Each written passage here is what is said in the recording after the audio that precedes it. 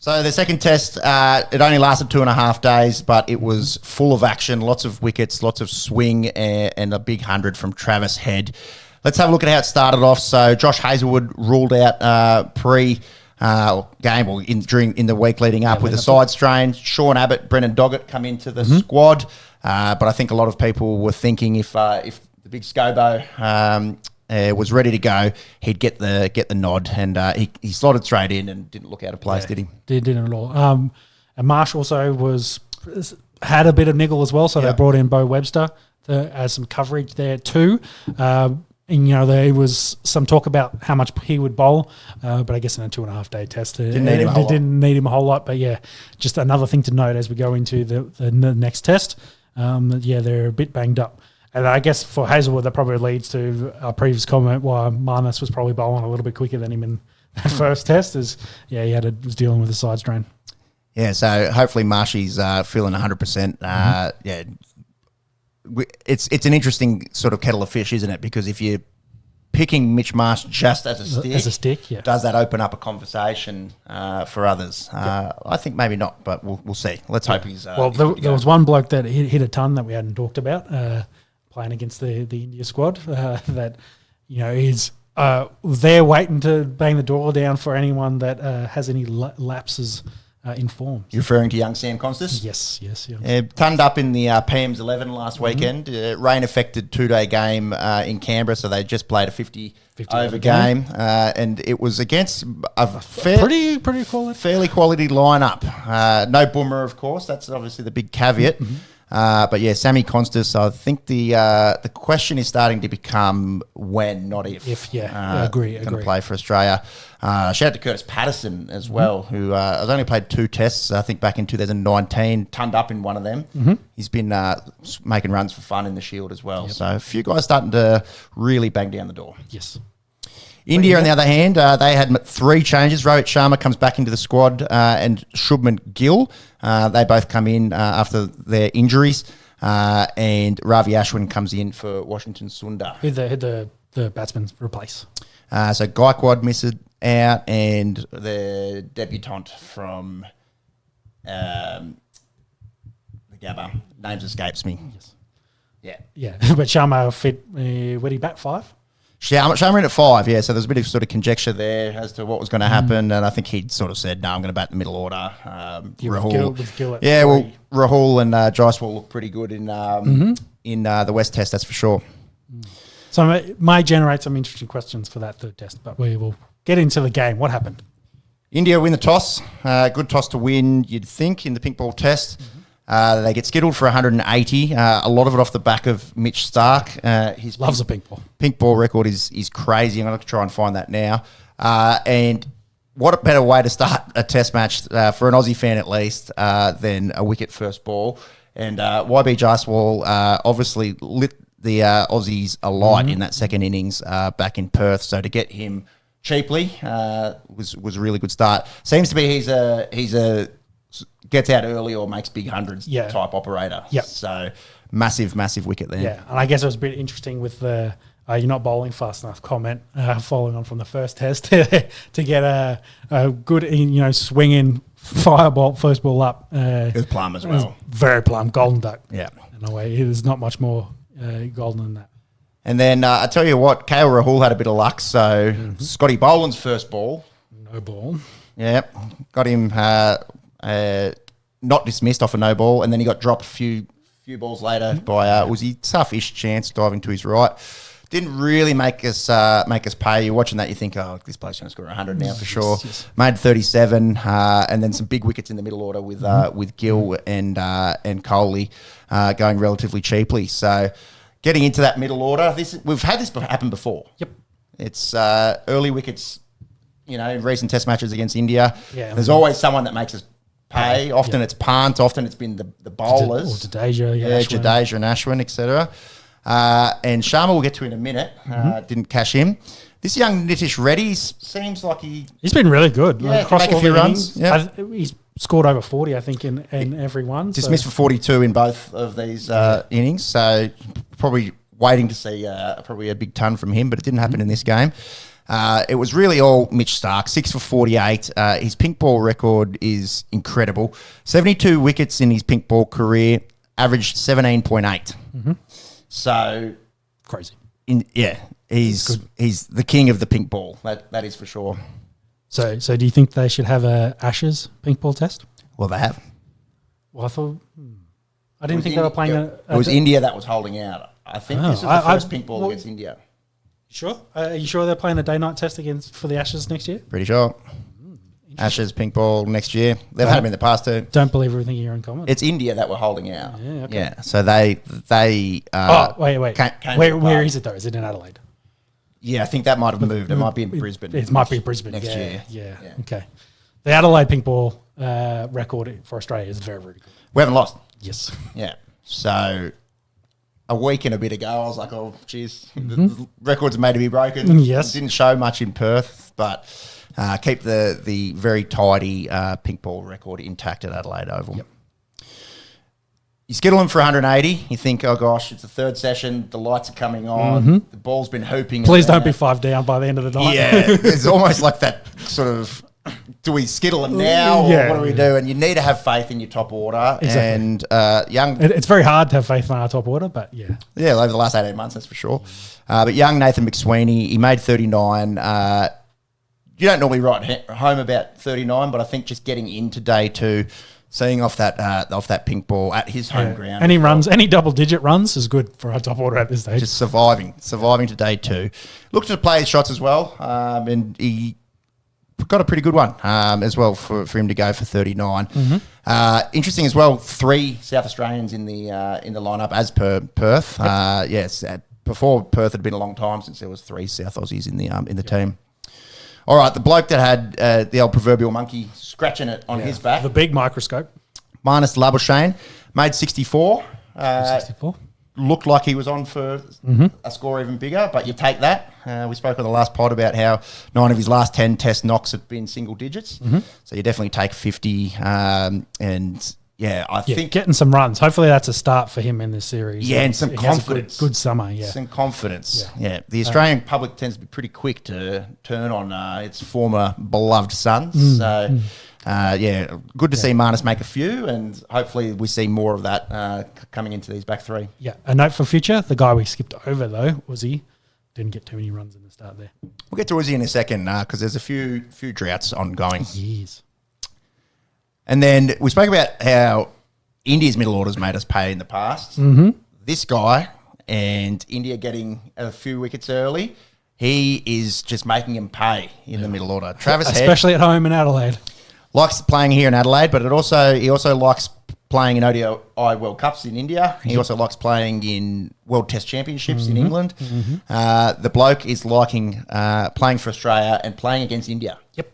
So 3 massive hundreds for him in the past 18 months, let's call it, all at crucial moments. World Test Championship, ODI World Cup, and 1-0 down. I feel like if we go 2-0 down in this, it's close to impossible to come back from. Yes, yeah. And then all those concerns and potential changes we're talking about it's all everyone's talking about. So they needed to right the ship, and Travis Head did the job for us. Plays his natural game, plays straight, hits sixes on those big straight boundaries there at Adelaide, plays off his pads well.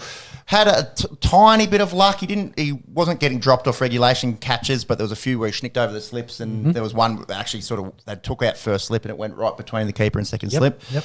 You also make your own luck. I think in making a runner ball 140 was incredible to watch from Travis Head. A lot of the talking points since the 100 were what happened in the exact moments after he got bowled. Yep. So the over leading into this, he'd taken Siraj for a 4 and a 6. He'd been playing well against Siraj. Yeah, they were trying to put the hammer down a little bit to get into the evening session essentially, so that they could come out and bowl. Got a good ball, in-swinging Yorker to the left-hander, cleans up his leg peg. Siraj gives him what looked like a stare down. Yep. I don't know if there was words said from Siraj. The camera certainly didn't pick it up. It certainly picked up some words said from Travis. Posts. So, because it kind of went stare down. Travis said I well bowled. That's what he said. And Mohammad's kind of taken that maybe sarcastically, because he's just been smacking him around everywhere. All over the park. Yeah, so he's gone, sending him off to the sheds. It was like, get on your bike, off you go. And then Travis has given him a very Australian response in that. Yeah. Fuck you, see you next Tuesday. Yeah, look, the stunt bike didn't pick it up. I was clear as day. We might need to get some of the world's best lip readers in to see exactly what came out of his mouth. No, we'll get some 5-year-olds and they'll tell you exactly what he said. Says something about the kindergartens in Australia, I think, at the moment, perhaps. Yeah, pretty much. What's your feelings on this? I'll let you know mine after. I think Mohammad was definitely fired up. He got the wicket. Travis probably didn't do anything, didn't deserve to have that kind of send off. No, I didn't think so. And he gave a decent response in return. I tend to agree. What world do you live in if you've just been smacked and the bloke's really put, Australia on his shoulders again? Yeah. And I get there's passion and, we see a different Indian side. Yes. Possibly modelled on old Australian sides of yesteryear, that like to give it back and be fiery. But you've also just had your ass handed to you for the last couple of sessions. You've been smacked around the park. Yeah. You've been getting launched back over your head. Yeah. Playing some incredible shots. I think that's where you just go, okay, little nod of the head, off he goes, let him celebrate. The 100 and overall he hadn't bowled particularly well up to that point either. So ended up getting a few with the tail. Yes, yeah. So Bumrah has taken all the headlines and he's playing second fiddle in the shadows. Yeah, well, definitely it was Bumrah really that put India on his back with the ball, at least in the West Test. So Mohammad Siraj probably finding himself as being one of the most disliked people in Australia right now. Definitely got the big villain arc. And there was a few things it's like. Celebrating wickets without appealing and then not getting any of them as well. There was a few of them as well. That was a good one. It wasn't plumb either. It looked pretty high. Yeah. So, he ran about 3/4 of the way through a sharp punt before turning around for it to not get given out and not get reviewed. Yeah. It was flying over. Yeah. I think a bit of it from his angle probably was frustration as well. Like he's been struggling and that and he's taken his frustrations out on Travis Head, which had the better of him. And if you take the sportsman side of it, it's not in the spirit of cricket. We'll happily back Travis Head 100% in this scenario. And it's going to really add some spice leading into the Gabba test. Certainly, I'd imagine the crowd to get pretty vocal when Siraj has got the ball. Well, he got booed for the rest of the game every time he touched the ball. It didn't take him long, the Adelaide faithful, especially on, against Travis, their favourite son. He's just had a baby. He's done the baby celebration when he smacked you all around the park for a, run a ball 100. I think he's going to cop a bit of stick going into Brisbane. There'll be a question whether he's actually in that squad. I think he will be. What about? Oh, there's Jamie. Yeah. There's some talk about him and Sharma not seeing eye to eye. There's been a bit of a falling out with the captain because he's supposedly got a knee injury, but he says he's fine. He's ready to go. Some of it might come down to the health of Jasprit Bumrah as well, which we'll get to. Yes. So India have to go out and bat. Again, not the most favourable circumstances. They make 175. It was Pat Cummins that did the damage. Some really sweet balls in his 5 for 57.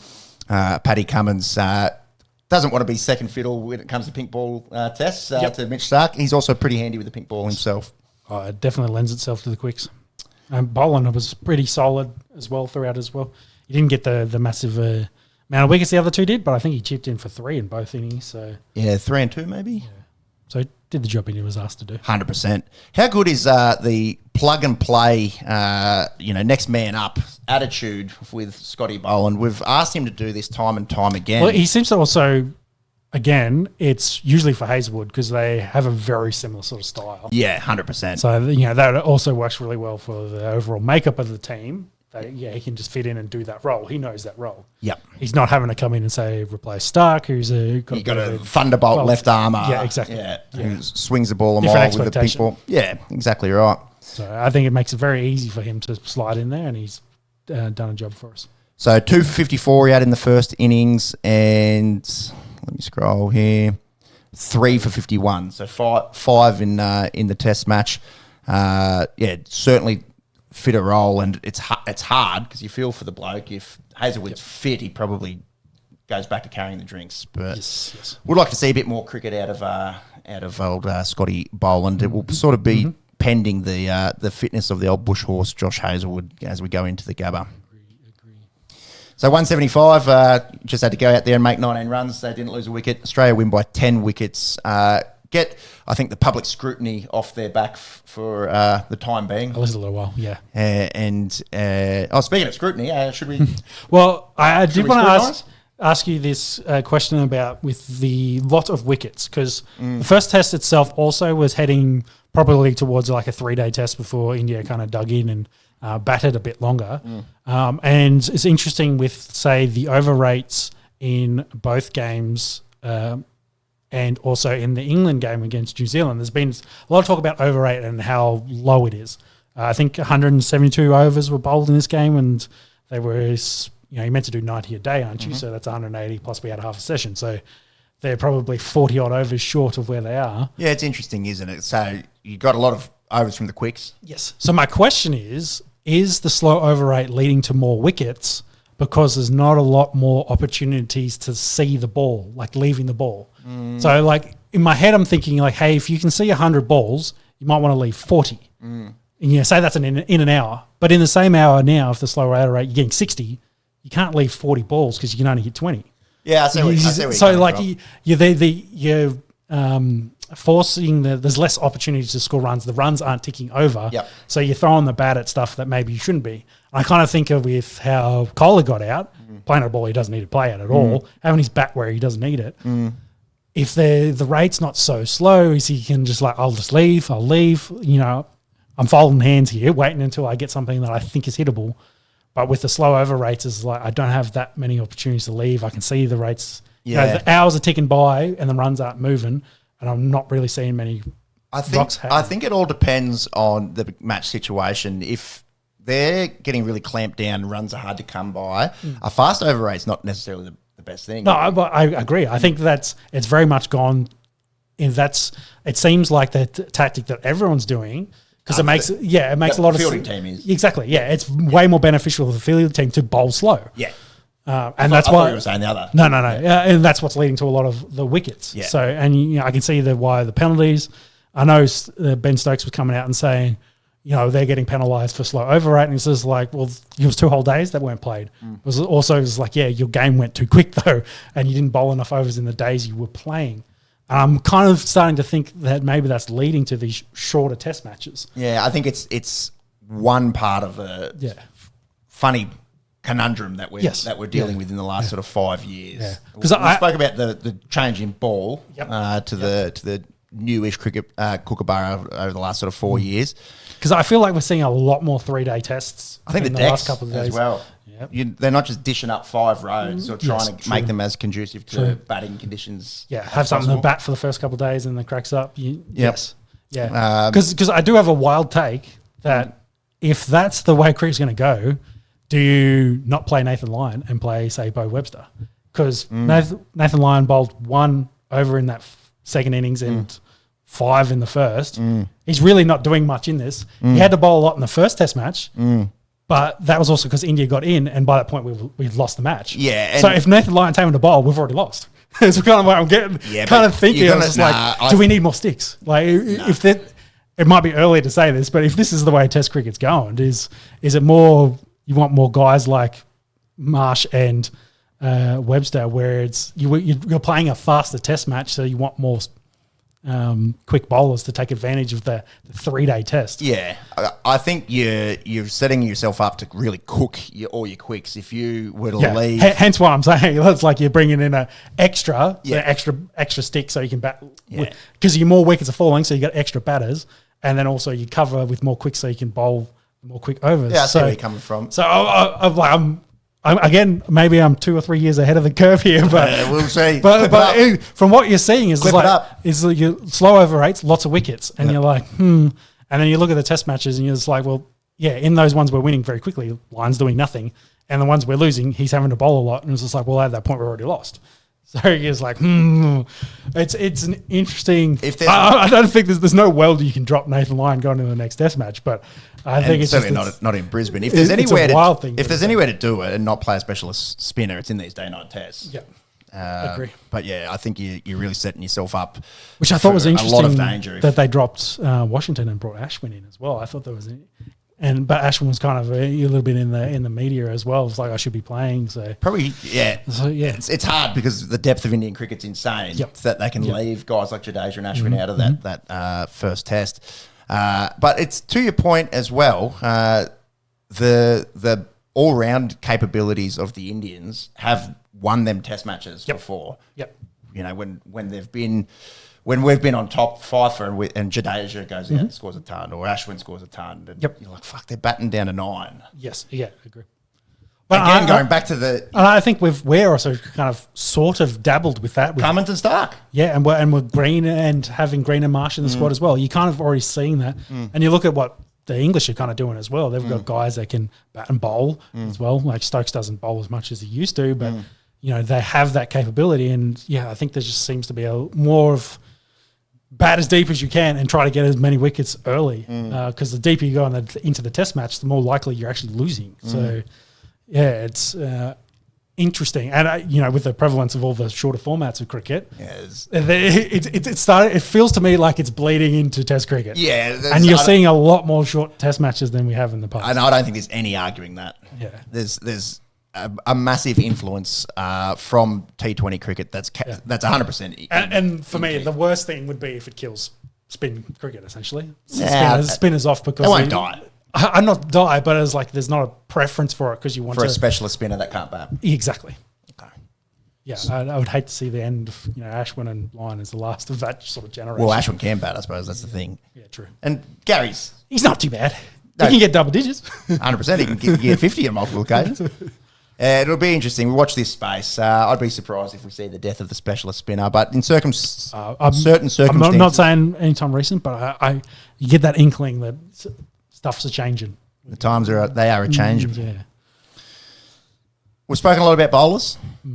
Let's talk a bit about the sticks.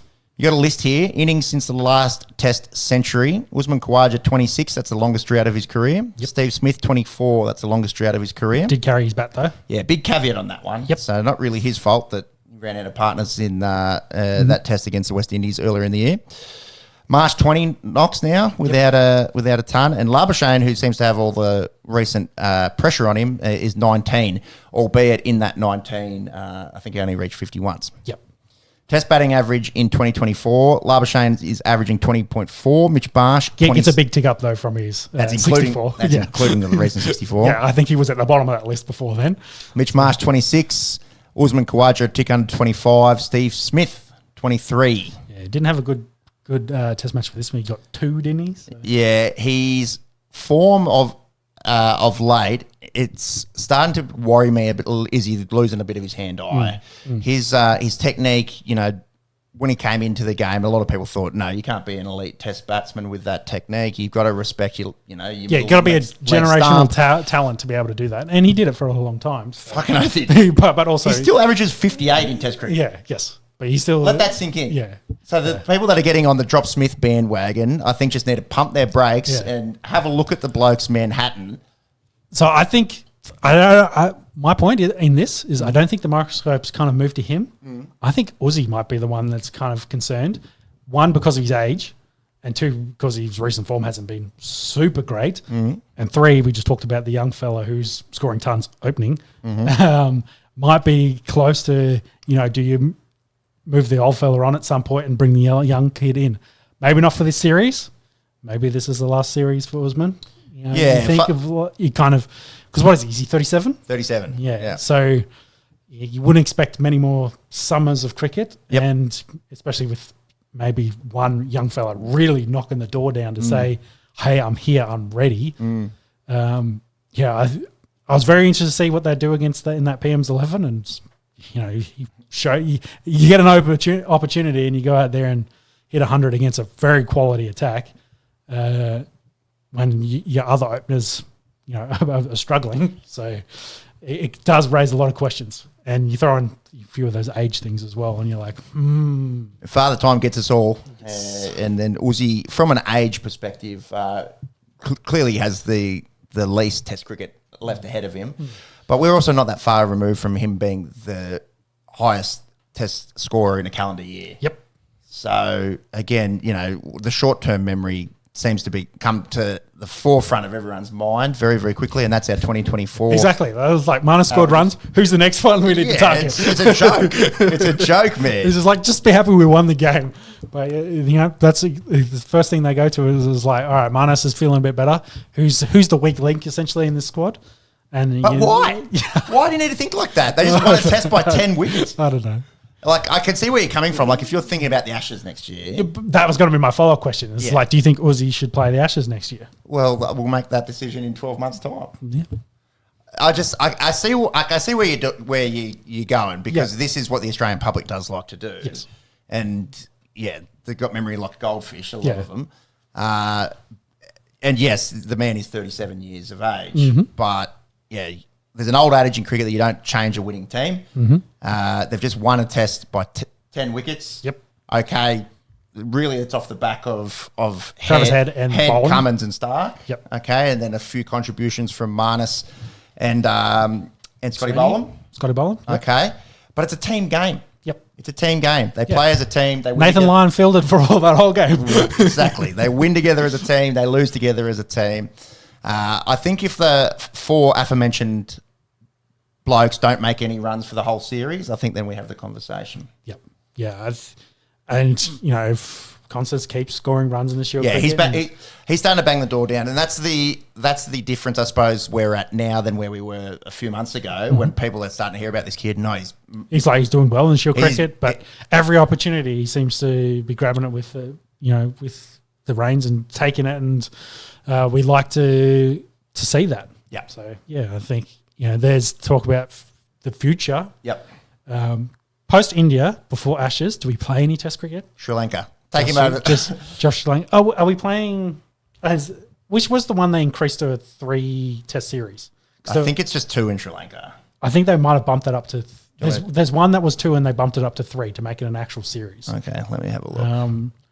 Because in my head I had West Indies, but I don't think it was. I think you might be right for Sri Lanka. Definitely no, it's just two tests over there. What else are we planning? Anything else in 2025? Yeah, there'll be something in the middle. Australian Test cricket schedule. So what are you saying here? You blood guys in series that don't mean as much? Well, exactly. If you're going to rest maybe some of your bowlers. If they don't do it in Sri Lanka, it's the Ashes. It's the Ashes. Yeah, okay. Oh, hold on. Go back to that. Was there expanding it? No, there is 3 games. See, I told you.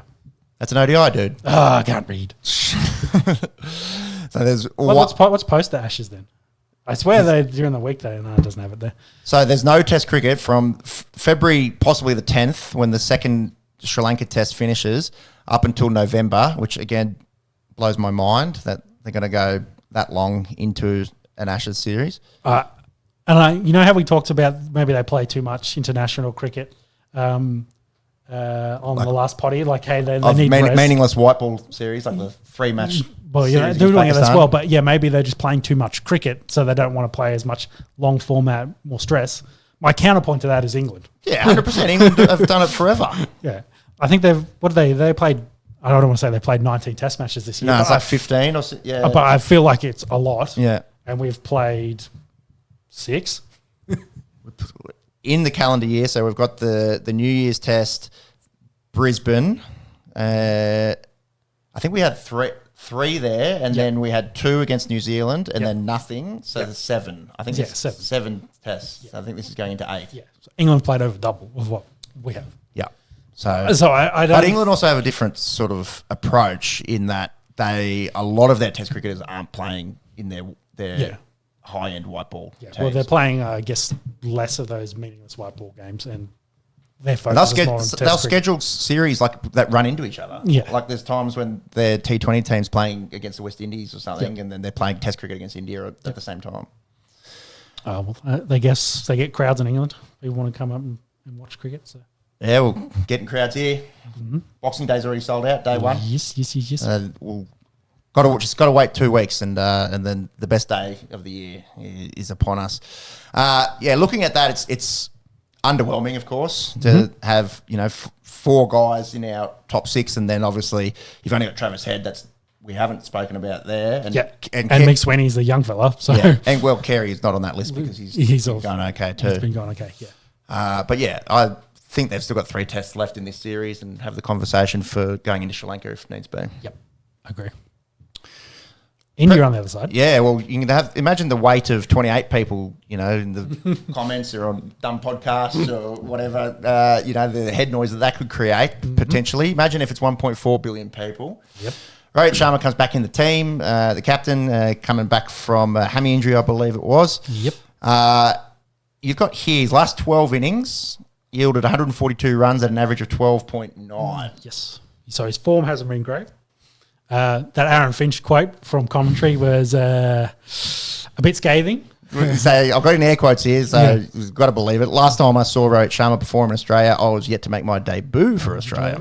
So there was a lot of questions about his captaincy as well, because they seemed a little bit more aggressive in Perth with Bumrah at the helm, because there's a lot of talk that they really did nothing for Travis Head, kind of just let Travis play his natural game. They weren't bowling short at his head enough. Should have bounced him more potentially. So there was a lot of talk about his captaincy and how they played more of a defensive game than attacking that Bumrah had brought to them.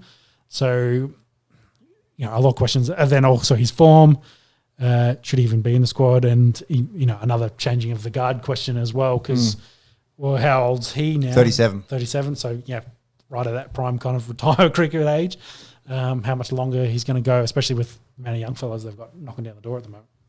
Yeah, the difference with that they've got is their batting stocks are pretty crazy. Yes. Like they have a lot of guys that can really slot in there and do a job. And 2 guys missed out from the first test. So, and I am, like when we're talking about, Marnus and he's averaging 28, yes, inflated off the last innings, we're talking about less than half. Yep. A bloke, cruising around at 13 in his last 12 innings, a few injuries and that.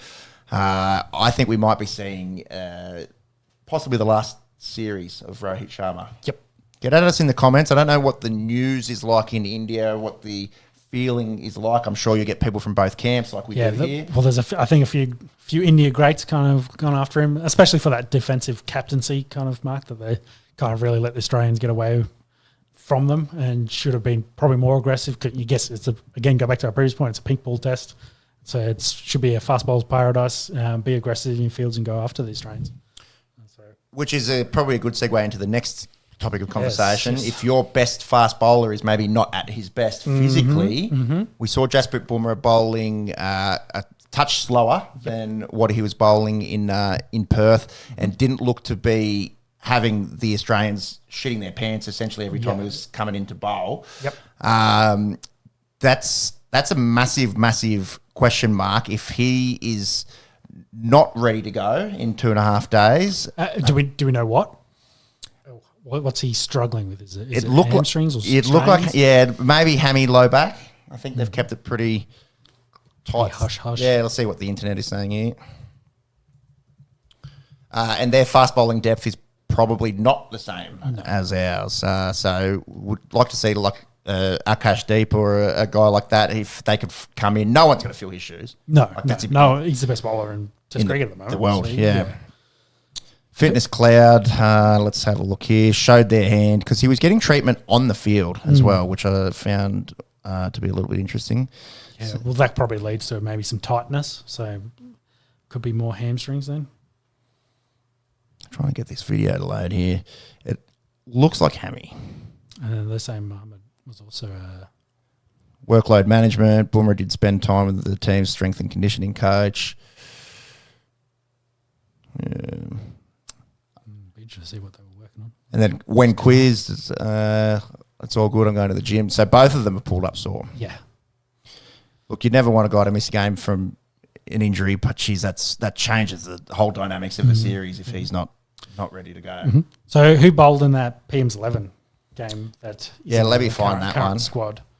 I think Because I think Shami bowled in that, didn't he? Yeah, him and Akash Deep and maybe Rana.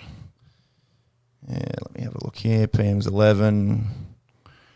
Got it here. India did win that game. We spoke all about Constas and how good he was with the bat. Unfortunately, not many of the other. Not many of the other Aussies were able to chip in. Yeah, In I was fact, hoping to see Goodwin probably bat a little bit more, but he got out too early. yeah, he's been going good, young Jaden Goodwin.